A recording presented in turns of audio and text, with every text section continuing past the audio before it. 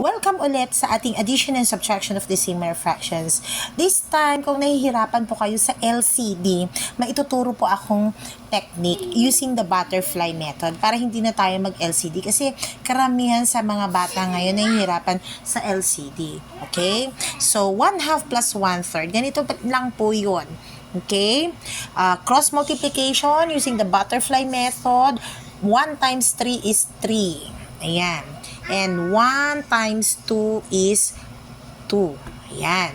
So, addition yan. So, add sa taas. Ayan. Okay? And then, multiply dito sa baba. Multiply. Ayan. Parang ang butterfly. Ayan. So, 3 plus 2 is 5. Next is 2 times 3 is 6. Final answer na po yan kasi hindi na pwedeng i-simplify. Ganyan lang po kadali. Subtraction naman. Balikan natin, 4/5 minus 1/2. Ganun din po.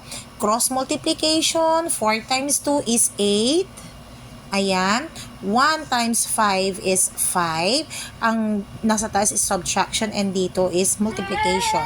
So, 8 minus 5 is 3 and 5 times 2 is 10. Ayan na po. Final answer na din po yan. Okay, bye! Sana magustuhan niyo po. Thank you so much.